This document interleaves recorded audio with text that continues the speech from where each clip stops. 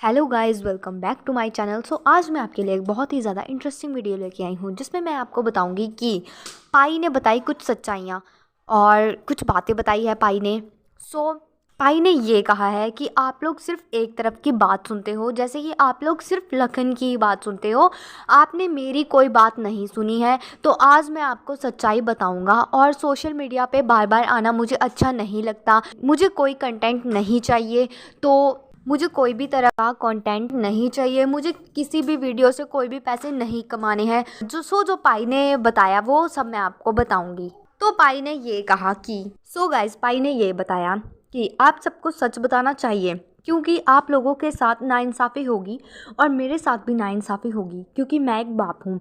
अभी मैंने एक शब्द सुना है कि मैं तलाक नहीं लूँगा, तो मैं इस शब्द को सुन के हिल गया और बहुत ही शौक हो गया। हमारे यहाँ कभी भी इस शब्द को कोई भी नहीं बोलता, तो मैं क्यों बोलूँगा तलाक को। कोई माँ बाप कभी नहीं चाहते कि हमारे बच्चों का कभी तलाक हो। उन्होंने कहा कि तुम खुश रहो बेटा, सही रहो, पर ये तलाक सुन के तो मैं हिल गया। मुझे बहुत दुख हुआ ये सब सुन के। और रही बात ज्वेलरी की, तो वो नीतू की ही है। हमने कब कहा कि हमारी है? जो भी हमारा है वो सब बच्चों का ही तो है। और बात ये है कि माँ बाप अपने अंतिम समय में चीज़ें अपने बच्चों में बांटते हैं। और रही बात किया कार की, तो वो एक फंक्शन था दिल्ली में, हमारी आंखों पे पट्टी बांध दी थी किया कार के लिए। कार दिखाई गई, सिर्फ कार दिखाई गई थी कंटेंट के लिए ही था ये सब। किया कार का कंटेंट बनाना था। तो पाई ने कहा कि कोई नहीं, वो बच्चों ने अपने लिए ही ली होगी, मुझे ज़रूरत नहीं है क्योंकि मेरे पास बहुत सारी कार हैं। कोई नहीं, वो बच्चों के लिए ही सही। और बच्चों ने जो कंटेंट बनाना था वो बनाया और उससे बेनिफिट उनको मिला। उन्होंने कहा कि मेरे पास कमाई 2 नंबर की नहीं है, जैसे मेरे बारे में बोला जाता है। तो मेरे पास कोई 2 नंबर की कमाई नहीं है। अगर होती तो मैं सब चीज़ें छुपा छुपा के रखता।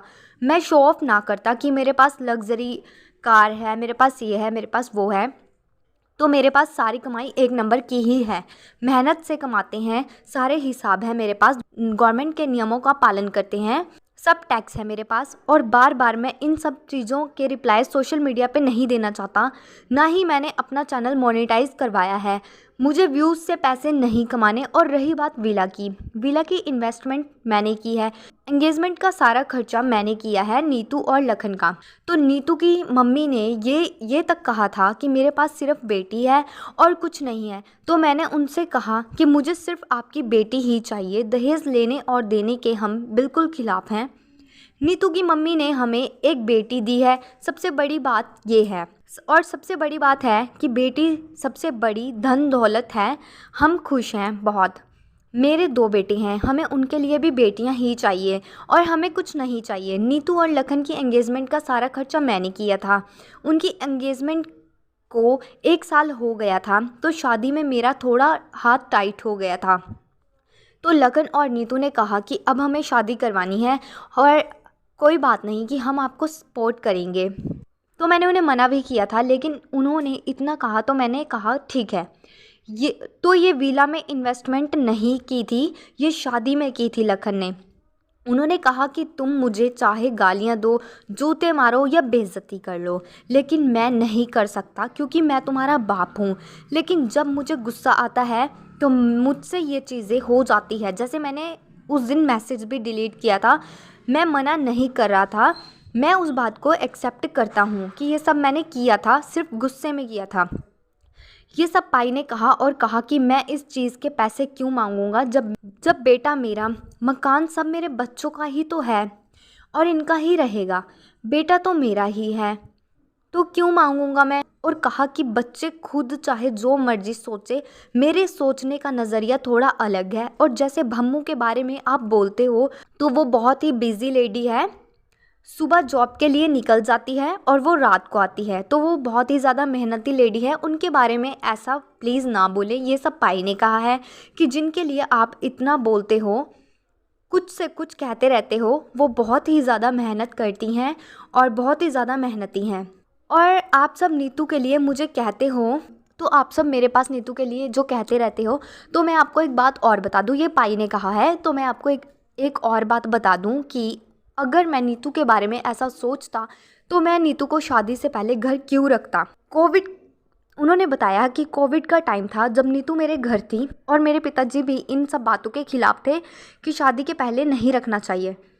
तो इस बात के लिए नीतू को क्यों मैं अपने पास ऐसे रखता, आप ही बताओ क्यों रखता।